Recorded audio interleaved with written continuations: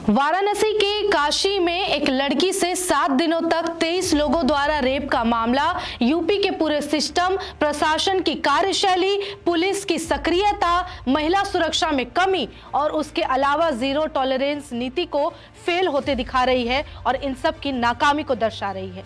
वो मामला जो धीरे धीरे पर दर परत खुल रही है, उसमें कई ऐसे बड़े खुलासे हो रहे हैं जो हर किसी को चौंका रहे हैं। अब ये गैंग रेप का मामला जा खुला है एक नए मोड़ पर, और वो मोड़ है एक बड़ा सेक्स रैकेट, जिसका जो कनेक्शन है वो केवल उत्तर प्रदेश तक सीमित नहीं है, बल्कि देश के 6 महत्वपूर्ण और बड़े बड़े राज्यों तक जा पहुंचा है। इस पूरे मामले को डिटेल में जानेंगे, उससे पहले हमारे कुछ सवाल है वो जान लेते हैं। जैसे 7 दिनों तक क्या कर रही थी पुलिस, कैसे नाक के नीचे चल रहा था सेक्स रैकेट, प्रशासन से कहां रह गई कमी, क्यों सिस्टम के लिए लूप होल बना ये पूरा मामला, सालों तक क्यों नहीं लगी इस कांड की भनक, क्या ऐसे सुरक्षित रहेंगी महिलाएं, इन दोषियों पर सजा क्या और कब, यूपी सरकार और प्रशासन जवाब दो। आप देख रहे हैं हमारा खास शो जवाब दो और मैं हूं आपके साथ निशा कश्यप।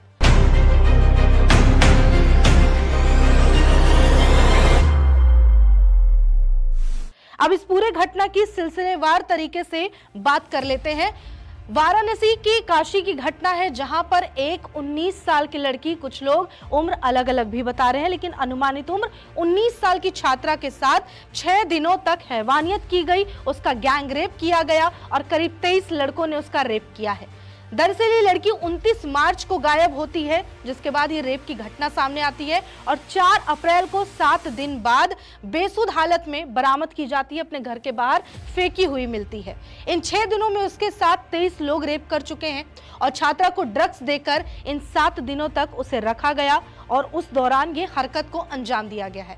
अब बताते हैं कि आखिर उस लड़की को शिकार कब बनाया गया। 29 मार्च को वो अपनी सहेली के घर से लौट रही थी, कुछ लोग बता रहे हैं कि वो स्पा चलाती थी और वहां से वो लौट रही थी। उस दौरान ही रास्ते में एक राज विश्वकर्मा नाम का लड़का उससे मिलता है, जो कि पीड़िता का पहले से दोस्त बताया जा रहा है, और वो रास्ते में मिलता है। वो उसे लेकर लंका कैफे पहुंच जाता है और वहीं पर उसके साथ रेप की घटना को अंजाम देता है, उसकी अश्लील वीडियो बनाता है, ड्रग्स देता है और उसी के आधार पर ब्लैकमेल करते हुए उसे रेप करवाता है और भी 22 लोगों से, यानी कि खुद को मिला के 23। अगले ही दिन अलग अलग जगह उसे ले जाया जाता है, अलग अलग लोकेशन पे, चाहे तो वो गोदाम हो, चाहे वो सड़क किनारे हो या कार के अंदर हो, कैफे हो, होटल हो, हर जगह उसका रेप किया गया है। और लगभग जो रिपोर्ट सामने आ रही है, 3 से 4 लोग हर दिन उसका रेप करते थे। और 4 अप्रैल को बता दें कि पीड़िता घर पहुंचती है और 48 घंटे बाद यानी कि 6 अप्रैल को यह मामला दर्ज किया जाता है। पूछताछ में क्या कुछ खुलासा हुआ है, ये इस पूरे कांड में सबसे बड़ा अपडेट है कि पुलिस के पूछताछ में ये पता चला है कि इस पूरे मामले में जो मुख्य आरोपी है वो है अनमोल गुप्ता। दरअसल ये अनमोल गुप्ता नाम का एक शख्स है जो कि धड़ल्ले से देश भर के 6 राज्यों में एक सेक्स रैकेट को वो चला रहा था और उसे आराम से संचालित कर रहा था। और उस पूरे सेक्स रैकेट का मास्टरमाइंड अनमोल गुप्ता है और ये वही सेक्स रैकेट है जिसमें एक नाम राज विश्वकर्मा भी है, जो उस लड़की का यानी कि पीड़िता का दोस्त हुआ करता था। दरअसल ये जो अनमोल गुप्ता है वो 5 से 15 लड़कों को एजेंट बना के रखे हुए था, सिर्फ काशी यानी कि वाराणसी के एरिया में, जहां पर ये एजेंट लड़के क्या करते थे, पहले लड़कियों से दोस्ती करते थे, उन लड़कियों का इस्तेमाल करते थे, उसके बाद उनका रेप करते थे, अश्लील वीडियो बनाते थे और उसके बाद उसी वायरल वीडियो के आधार पर, अश्लील वीडियो के आधार पर उसे बार बार ब्लैकमेल किया जाता था और जगह जगह ले जाकर उसका रेप करवाया जाता था। अफसोस की बात है कि इस ट्रैप में वो 19 साल की छात्रा फंस गई और गैंग रेप का शिकार उसे होना पड़ा। उसके अलावा बता दें कि पुलिस की जांच में पता चलता है कि होटल, कैफे, ये सब जगह पर उसका रेप होता था। पुलिस ने लोकेशन की छानबीन की। जब ये पूरा मामला अपनी आप बीती, वो लड़की जो है पीड़िता अपनी मां को बताती है 4 तारीख को पहुंचने के बाद, तो 6 तारीख को उसकी मां तहरीर लेकर लालपुर पांडेपुर थाने पहुंचती है और केस दर्ज कराती है, जहां वो ये मामला दर्ज कराती है कि 23 लोगों ने मेरी बेटी के साथ गैंग रेप की घटना को अंजाम दिया है। अब आरोपी की बात कर लें तो 23 आरोपी राज विश्वकर्मा, समीर आयुष, सोहेल, दानिश, अनमोल, साजिद, जाहिर, इमरान, जैब, अमन और राज खान है जो कि मुख्य आरोपी बताए जा रहे हैं। और यही जो कुल मिला के लोग हैं जो गैंग रेप की घटना को अंजाम दे चुके हैं। इस मामले पर पुलिस क्या एक्शन ले चुकी है, तो जो डीसीपी चंद्रकांत मीणा है उन्होंने टीम को बनाया, कई टीमें गठित की गई अलग अलग। उसके अलावा कई जगहों पर छापेमारी की गई और अब तक, जब तक हम ये खबर बता रहे हैं, तब तक करीब 12 लोगों की गिरफ्तारी हो चुकी है। बाकी आरोपियों की तलाश में छापेमारी पुलिस कर रही है और जुटी हुई है।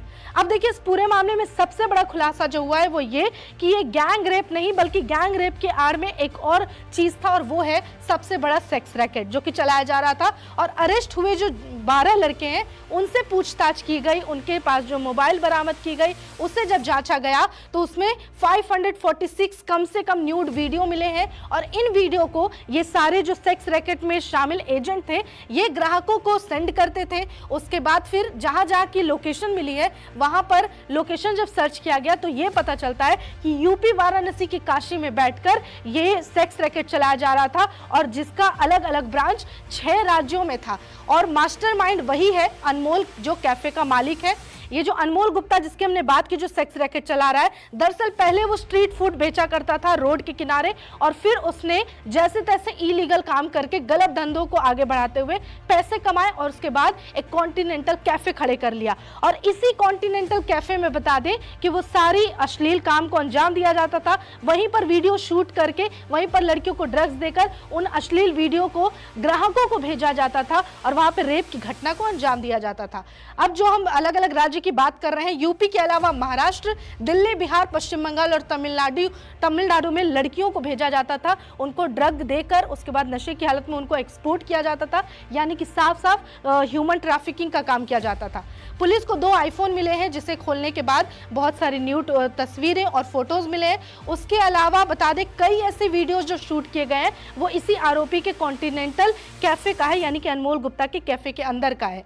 उसके अलावा जो ये अनमोल गुप्ता है वो क्या करता था कि अपने कस्टमर को पहले वीडियो भेजता था उन लड़कियों का, और जब वीडियो उन्हें पसंद आती थी तो उन लड़कियों को अपने एजेंट द्वारा दोस्ती करा के फंसाकर और फिर लड़कियों को भेजा जाता था।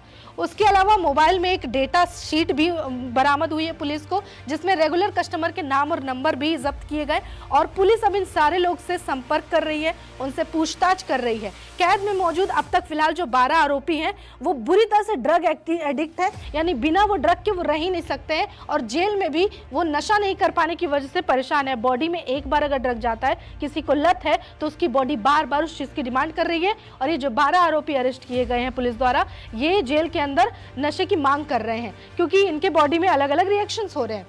अब देखिए, जो ये अनमोल गुप्ता जिसकी हमने बात की, जो ये पूरे सेक्स रैकेट का मास्टरमाइंड है और गैंग रेप में जो मुख्य है, वो उसका जो परिवार है उसका पहले से ही ये अपराध की दुनिया से एक गहरा नाता रहा है।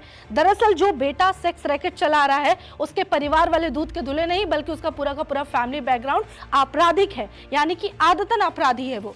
अनमोल के पिता का नाम है शरद गुप्ता, जो कि पहले भी सेक्स रैकेट माफिया के नाम से जाने जा चुके हैं। उसके अलावा दिसंबर 2022 में अनमोल और उसका जो ये बाप है शरद गुप्ता, ये दोनों अरेस्ट भी किए गए हैं पुलिस की तरफ से इसी सेक्स रैकेट चलाने की वजह से। दोनों आरोपी यानी कि बाप और बेटे को जेल में कई महीनों तक रहना पड़ा। उसके बाद वाराणसी कोर्ट में जमानत के लिए कई बार अर्जी डाली, लेकिन वाराणसी कोर्ट ने इसे खारिज कर दिया। उसके बाद उन्होंने हाई कोर्ट में अपील की और अफसोस कि इन दोनों बाप बेटे जो सेक्स रैकेट चला रहे थे साल 2022 से, उन्हें जमानत मिल गई। काश उन्हें उस वक्त जमानत नहीं मिली होती तो आज ये इतनी बड़ी घटना नहीं होती और ना ही इतना जो बड़ा सेक्स रैकेट है वो चल रहा होता देश में।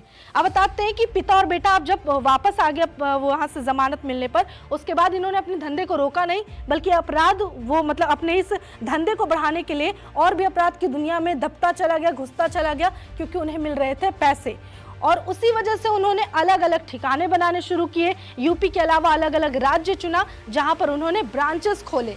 उसके अलावा बता दें कि इस दौरान एक जो सबसे बड़ा जो दुर्भाग्य की बात है कि जो सिगरा थाना पुलिस है, इसमें उसने अब आरोपियों से साठगांठ कर ली और यही मामला है जिसकी वजह से अब सिगरा थाना क्षेत्र में कई सवाल उठ रहे हैं पुलिस पर, क्योंकि ये बताया जा रहा है कि सिगरा थाना क्षेत्र के लोग उस सेक्स रैकेट के लोगों से जुड़े हुए थे, उनसे पैसे लेते थे, पैसे वसूलते थे और इसी नाम पर वो आगे उनकी मदद करते थे कहीं से किसी को पार करवाने में या इलीगल चीजों में बचने से। अब देखिए, इस पूरे मामले को लेकर कई चीजें सामने आ रही है। अब तक बहुत खुलासे हो चुके हैं, बहुत होने बाकी है, लेकिन सवाल ये उठता है कि चलिए मान लेते हैं कि लड़की को ड्रग देकर रेप किया गया बार बार, लेकिन सवाल ये उठता है कि जो कुछ रिपोर्ट्स बता रहे हैं कि लड़की को एक जगह से दूसरी जगह ट्रांसफर किया जा रहा था रेप कराने के लिए, उसे नशे में डालकर, तो आखिर कहां थी उस वक्त यूपी की पुलिस, कहां थी प्रशासन? क्या वो सो रही थी? क्या वो रातों को वो नहीं निकल सकती थी बाहर? क्योंकि हर जगह देखा जाता है कि कई बार पुलिस की जो गाड़ी होती है, जीप होती है,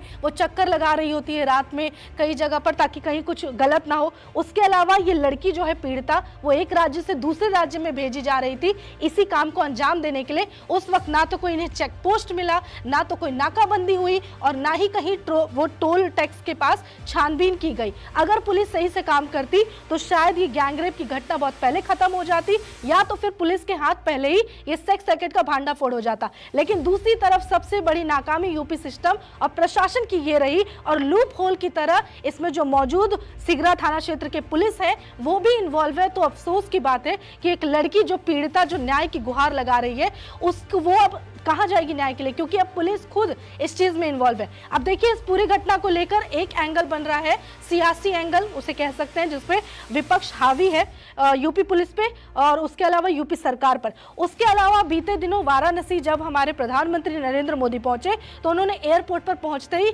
आला अधिकारियों से इस मामले में सख्ती से जांच करने और छानबीन करने के आदेश दिए हैं और उन्होंने कहा है कि अपराधियों को बिल्कुल भी बख्शा नहीं जाएगा। अब इस मामले में और भी कई खुलासे होंगे, लेकिन फिलहाल जो है इस पर सवाल यूपी सरकार और प्रशासन को देना होगा कि आप उस वक्त कहां थे।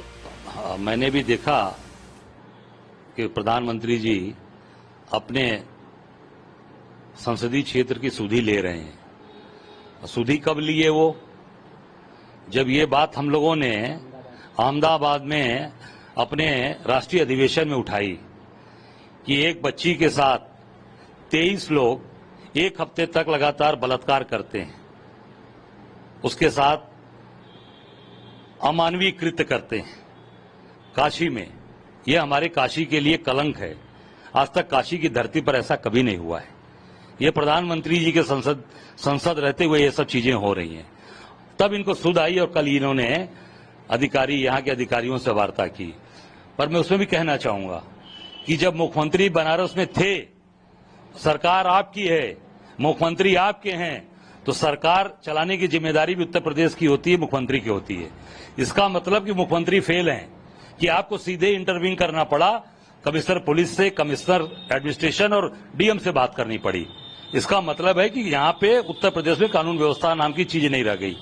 जैसा कुछ दिन पहले माननीय सर्वोच्च न्यायालय ने भी टिप्पणी में अपने कहा है कि उत्तर प्रदेश में कानून व्यवस्था नाम की चीज नहीं है, वो कल मोदी जी ने साबित कर दिया, स्वयं इंटरवीन करके साबित कर दिया कि उत्तर प्रदेश में कानून व्यवस्था नहीं है, यहां पर कोई व्यवस्था ठीक नहीं है।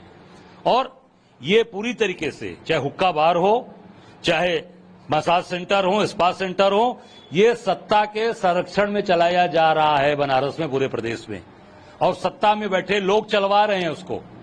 आपको सीधा बताना चाहूंगा, उनके परिवार के लोग हैं जो चलवा रहे हैं, जो मेरे पास जानकारी है।